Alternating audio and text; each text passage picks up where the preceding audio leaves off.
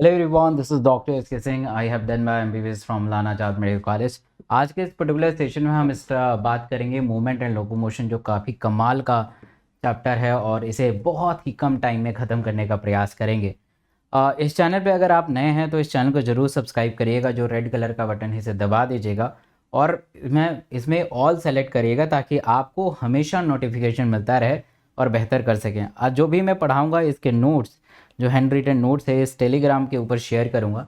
तो इस टेलीग्राम से आपको जुड़ जाना चाहिए। इस वीडियो के डिस्क्रिप्शन बॉक्स में, इस वीडियो के कमेंट सेक्शन में टेलीग्राम का लिंक है। तो start with the locomotion and movement. तो what is the locomotion? The change in the place और लोकेशन इज़ कॉल्ड लोकोमोशन। अगर हम एक जगह से दूसरी जगह अगर अपने अपने लोकेशन को बदलेंगे, उसी को हम लोकोमोशन कहते हैं। वॉकिंग, रनिंग, फ्लाइंग, स्विमिंग, ये सारे लोकोमोटरी मूवमेंट है जिससे हम लोकेशन को बदल सकते हैं। Movement and locomotion is one of the significant feature of living beings. एक सिग्निफिकेंट फीचर है। Human being can move limbs, jaw, eyelid, tongue, हम सब इन सब चीज़ों को बहुत ही आसानी से मूव कर सकते हैं। पैरामीशियम क्या करता है? Cilia help in the movement of food through the cytopharynx and locomotion as well. Hydra use a tentacle for the capturing the prey and also then the locomotion. बहुत सारे टाइप ऑफ मूवमेंट होते हैं, that is amoeboid movement. हमारे body के जो phagocytic sales होते हैं, macrophages होते हैं, ये भी फेगोसिट एमेबाइड मूवमेंट की तरह ही काम करते हैं। यहाँ पे पूरा का पूरा इसके प्रोटोप्लाज्म, साइटोप्लाज्म इकट्ठा होता है और ये नीचे की तरफ ड्रेन होता है, आगे की तरफ ड्रेन होता है। जैसे वो ड्रेन होगा तो ये लुढ़क लुढ़क का मूवमेंट करता है and this movement is called pseudopodia. Pseudo means false, podia means spare. तो ये आराम आराम से मूवमेंट करता है। Some specialized cell in our body that is called macrophages, leukocyte in blood move like amoeboid movement. It is affected by the pseudopodia formed by the streaming of protoplasm. Cytoskeletal elements, microfilament. Ciliary movement, हमारे trachea के अंदर ciliary movement होता है, जैसे हम dust particles को trap कर लेते हैं, वहीं पे अंदर तक जाने नहीं देते हैं। They occur in most of our internal tubular organ which are line by the ciliated epithelium. The coordinated movement of cilia in the trachea help in the removing the dust particles and some of the foreign substance inhaled along with the atmospheric air, right? So this is important. Passage of ova, fallopian tube में भी ciliary movement होता है ताकि ओवा थोड़ा सा पास आगे की तरफ मूव कर सके, फिर स्पर्म आएगा उसे फर्टिलाइज करेगा। नाउ मस्कुलर मूवमेंट, मसल के हेल्प से, स्केलेटल के मदद से मूवमेंट होती है। Movement of our limbs, jaw, tongue, etc. required a muscular movement. Contractile property of muscles is effectively used for the locomotion and other movement. So what is the function of locomotion? हमें कहीं जाना है, locomotion करेंगे। Food की तलाश में, बचने की जगह को ढूंढने के लिए, finding mates, protection from predators, searching the suitable breeding ground and migration. Muscle के बारे में थोड़ा जान लेते हैं। Muscle is a specialized tissue originated from the germ layer mesoderm. They are made up of a specialized cell that is called myocytes. They are bounded together by the connective tissue to form the muscular tissue. Unique property muscle का क्या होता है? Contractibility, excitability, elasticity और extensibility। 40 से 50% हमारा पूरा शरीर का जो वजन होता है वो मसल के वजह से ही होता है।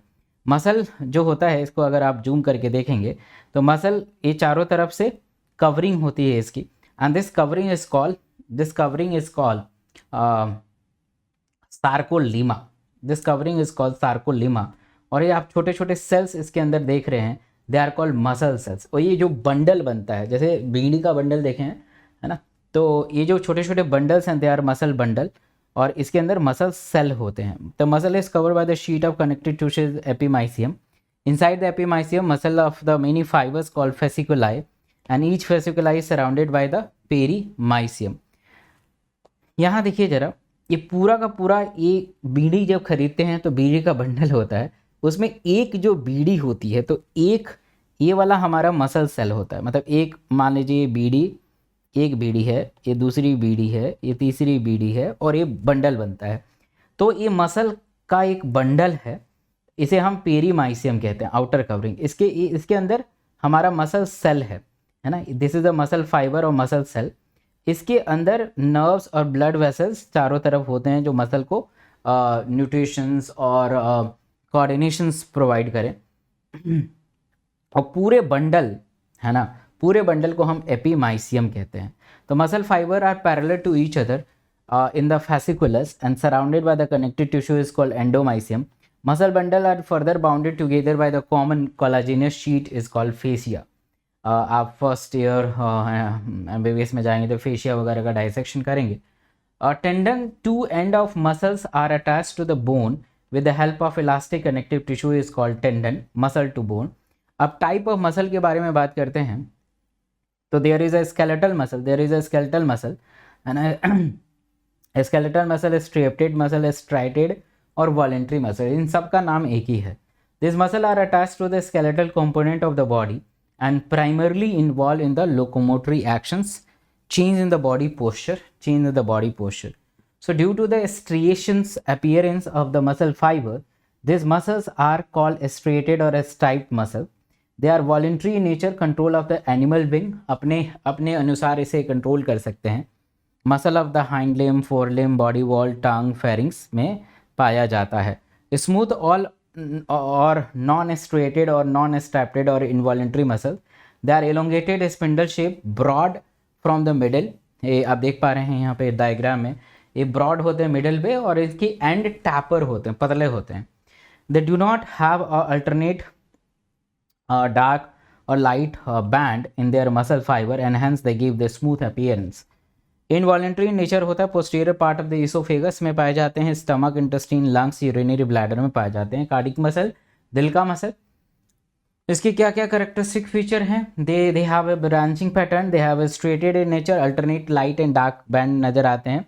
इनवॉलेंट्री होते हैं, अपनी इच्छा से आप कंट्रोल नहीं कर सकते हैं। Generate on impulse for the excitation, और ये रिदमिक कॉन्ट्रैक्शन और रिलैक्सेशन को मेंटेन करते हैं। They have a high number of phospholipids, तो इसलिए इनमें फटीगनेस बहुत ही कम देखी जाती है। अगर हम मसल को बहुत बारीकी से देखेंगे तो आपको सार्कोलिमा नजर आएगा। Muscle fibre is cover with a plasma membrane which is called sarcolemma. Then sarcoplasm, जैसे सेल के अंदर साइटोप्लाज्म होता है वैसे मसल के अंदर सार्कोप्लाज्म होता है, सार्कोप्लाज्म होता है। तो sarcolemma which is enclose the sarcoplasm contain the many nuclei. Myofibril, the muscle cell contain the parallelly arrange myofibril which has alternate dark and light band. The dark band present in the myofibril is called A band. जो इसमें dark नजर आएगा उसे A band कहते हैं। A का मतलब होता है एनआइसोट्रोपिक बैंड, और जो लाइट बैंड होता है उसे हम I band कहते हैं। अब A band के बीच बीच से जो लाइन जाती है, the centre of A band is called H band और हेंसन्स जोन कहते हैं। The dark M line passes through the center of H band and light I band consists of the dark line which passes through the center of Z line. तो ये अलग अलग structures है जो पास होता है, आप देख पा रहे हैं इस डायग्राम के माध्यम से। अब कॉन्ट्रैक्टाइल प्रॉपर्टी दो तीन तरीक़ों से होती है। कॉन्ट्रैक्टाइल प्रॉपर्टी दो तीन तरीक़ों से इफेक्टिवनेस में आती है। पहला चीज़ होता है that is called thick myofibril. They are made up of polymerized protein called myosin, monomeric protein called meromycin polymerized to form a myosin protein. Meromycin has a two parts, the globular head and short arm tail. Globular head along with the short arm called the heavy meromycin. Tail is called light meromycin, that is LMM, right? The globular head has a site of binding the actin and ATP, and globular head act as a ATP enzyme. ये यहाँ पे hydrolyse, यहाँ पे ATP bind होगा और ये tail है, this is a tail. Thin में तीन चीज़ें आती हैं, एक्टिन, ट्रोपोमायोसिन, ट्रोपोनिन। बस नाम याद रखिएगा, पूरा डिटेल में करने की ज़रूरत नहीं है। मैकेनिज्म ऑफ मसल कॉन्ट्रैक्शन में सबसे इंपॉर्टेंट है स्लाइडिंग फिलामेंट थ्योरी। धीरे धीरे मसल कॉन्ट्रैक्ट होने लगते हैं अगर इन्हें इम्पल्स वगैरह मिलता है तो, ठीक है। तो यहाँ पे फ्लो चार्ट से इसे समझ सकते हैं।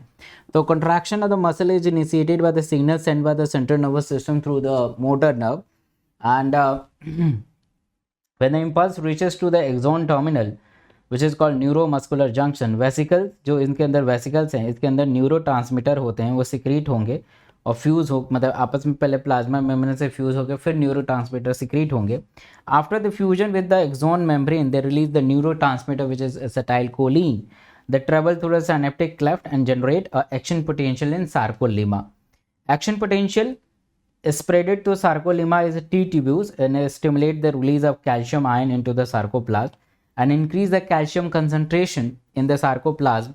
They start the filament slide and decrease the turn of the sliding process. तो ये प्रोसेस है।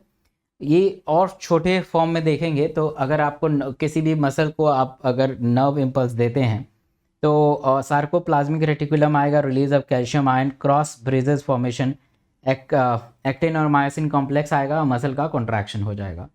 ऑल और नन प्रिंसिपल क्या है कि अगर किसी मसल को कॉन्ट्रैक्ट करना है तो कितना मतलब कितना आप उसे स्टिमुलस दें जिसके वजह से वो कॉन्ट्रैक्ट हो जाए। उससे ज़्यादा अगर देंगे तो बहुत ज़्यादा आपको कॉन्ट्रैक्शन नहीं देखने को मिलेगा।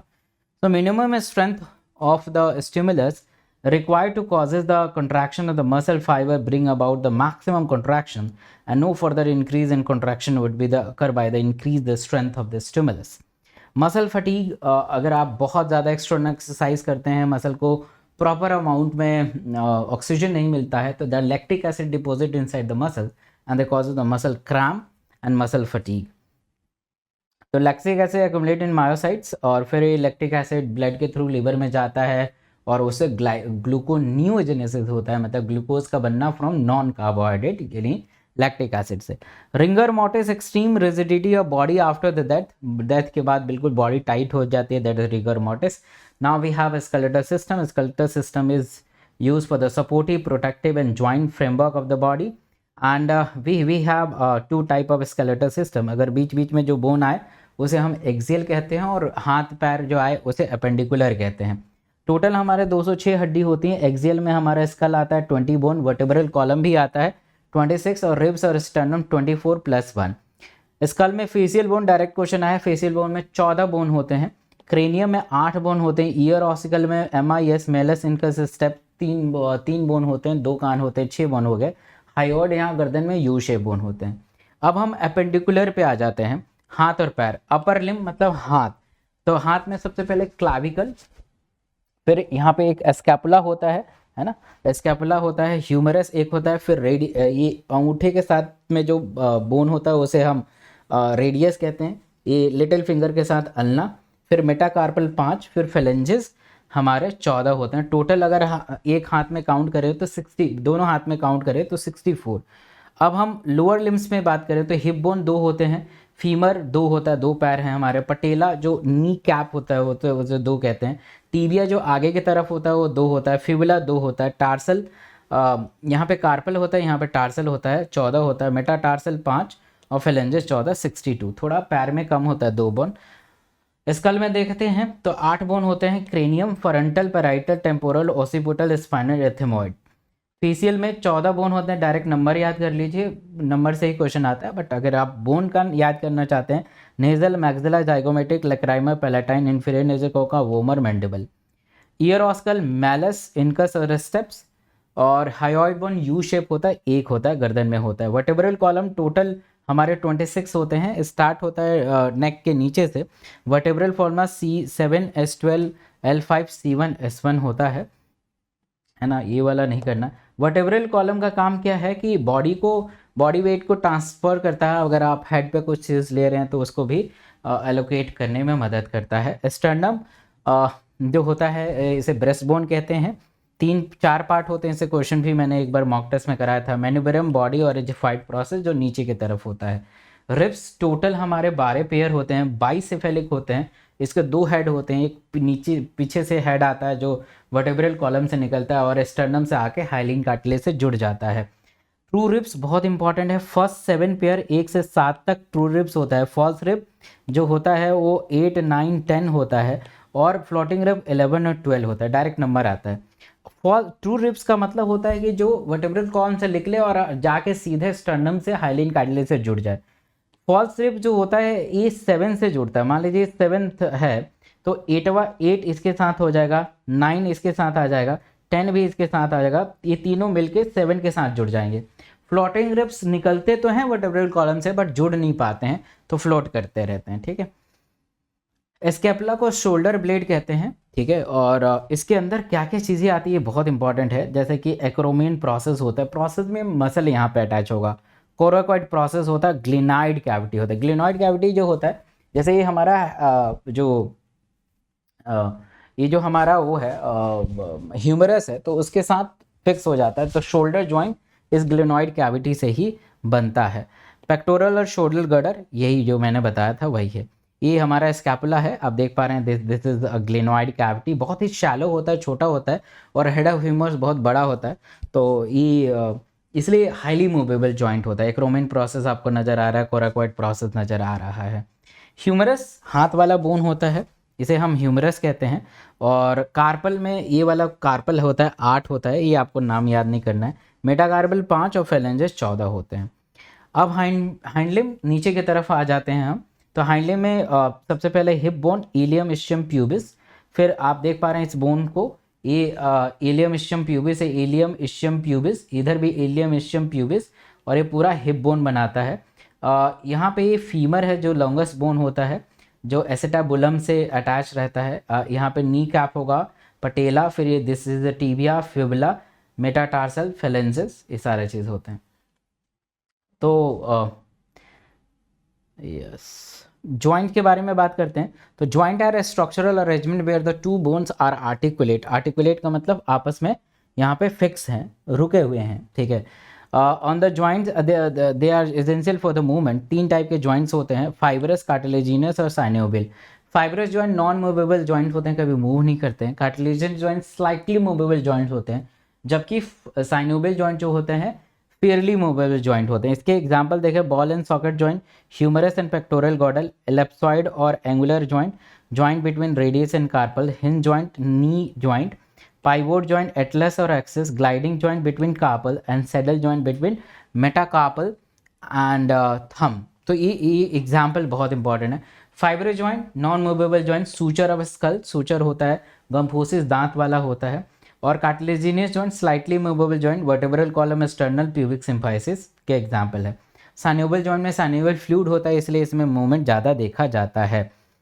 अब कुछ बीमारी देखते हैं। तो फर्स्ट इज माइस्थीनिया ग्रेविस, ये ऑटो इम्यून डिसऑर्डर होता है, जिससे एंटीबॉडीज़ प्रोड्यूस हो जाते हैं और हमारे स्केलेटल मसल को ख़राब कर ले रखते हैं, और पैरालिसिस होना शुरू हो जाता है। पहले फेस से स्टार्ट होता है, फिर चेस्ट की तरफ चला जाता है। मस्कुलर डिस्ट्रॉफी, ये जेनेटिक डिसऑर्डर है जिसमें डिस्ट्रॉफिन नहीं बन पाता है, और डिस्ट्रॉफिन नहीं बनने के कारण, dystrophin is large protein in form of rod and connected, तो ये हमारे जो स्केलेटल मसल है काफ़ी वीक हो जाता है। Tetany, rapid spasms of the muscle due to the less amount of calcium in the blood. Arthritis, itis मतलब इन्फ्लेमेशन, अगर कोई भी जॉइंट में इन्फ्लेमेशन, सूजन हो जाए, उसे अथराइटिस कहते हैं। गाउट में क्या होता है, यूरिक एसिड हमारे जॉइंट में इकट्ठे हो जाते हैं, they cause the pain which is called gout. Osteoporosis is age related disease. Osteo means bone, porosis का मतलब छेद हो जाना, वो बोन में छोटे छोटे पोर्स क्रिएट हो जाते हैं, बोन वीक हो जाएगा, इजी टू फ्रैक्चर हो सकता है। क्यों होता है, imbalance of hormone like calcitonin, deficiency of calcium, vitamin D and decrease the sex hormone like oestrogen, जो पोस्ट मेनोपॉजल फीमेल पे देखा जाता है। That's all, thank you so much.